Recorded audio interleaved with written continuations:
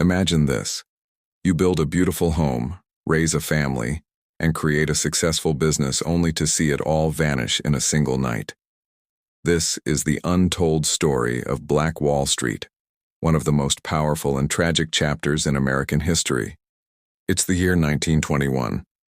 An African-American woman named Willa Brown stands on the balcony of her home, gazing out at the street below. Just 1 year ago, she and her husband moved to Tulsa, Oklahoma, in search of a better life. What they found was more than just an opportunity. They discovered a community full of hardworking people striving for prosperity and success. Together, they built a life here. They raised a family, started a business, and became part of a thriving neighborhood unlike any other in America. In the early 1900s, thousands of African Americans left the Jim Crow South and came to Oklahoma, hoping for a fresh start. Many arrived with little money and limited education, but what they lacked in resources, they made up for with determination. They worked hard, saved what they could, and built small businesses from the ground up. Soon, the Greenwood District became the largest and wealthiest Black community in the world, and at its center was Greenwood Avenue, where the streets were lined with Black-owned shops, schools, banks, and theaters. Across from the courthouse stood the Tulsa Star newspaper, founded in 1909 by former slaves. By 1913, it was the only Black-owned newspaper west of the Mississippi River. Just a block away was the First National Bank and Trust Company, the first Black-owned bank in Oklahoma. On the corner of Greenwood and Archer, businessman O.W. Gurley had purchased several blocks of land as early as 1907. He even donated some of that land to the city on one condition, that a public library be built there.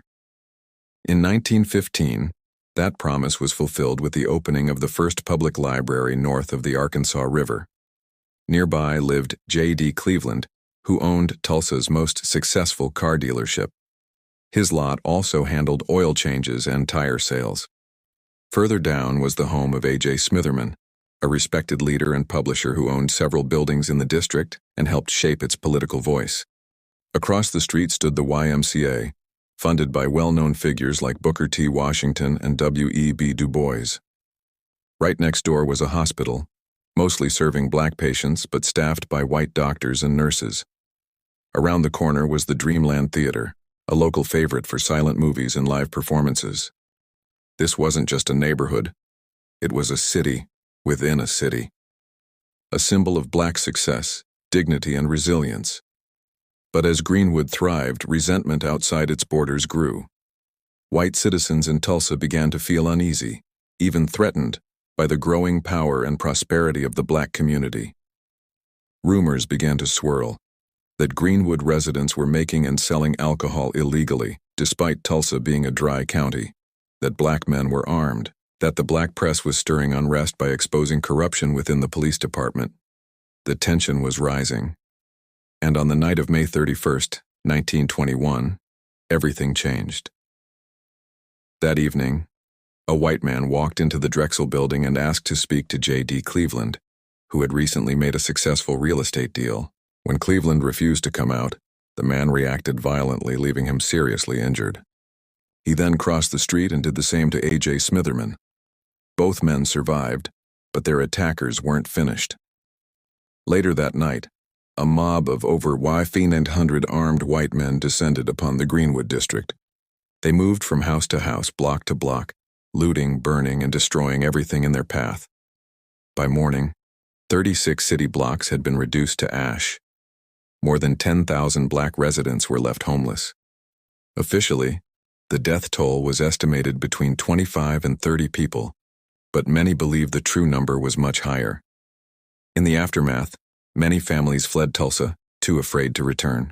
Those who stayed behind were forced to rebuild from the ground up without government aid, without insurance payments, and without justice. It took decades for the community to recover financially, but they never gave up. Because Greenwood was more than a place. It was a legacy. Today, that legacy lives on. In 2010, the Greenwood Cultural Center opened its doors to preserve and honor the history of Black Wall Street. Several historic buildings have been restored, including the 1913 Tulsa Star building, which now serves as the headquarters of the Greenwood Chamber of Commerce. The scars remain, but so does the pride, the history, and the spirit of the people who once called Greenwood home. Thank you for listening to this story.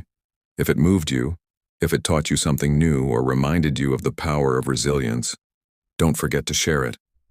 Because stories like this deserve to be remembered and never forgotten.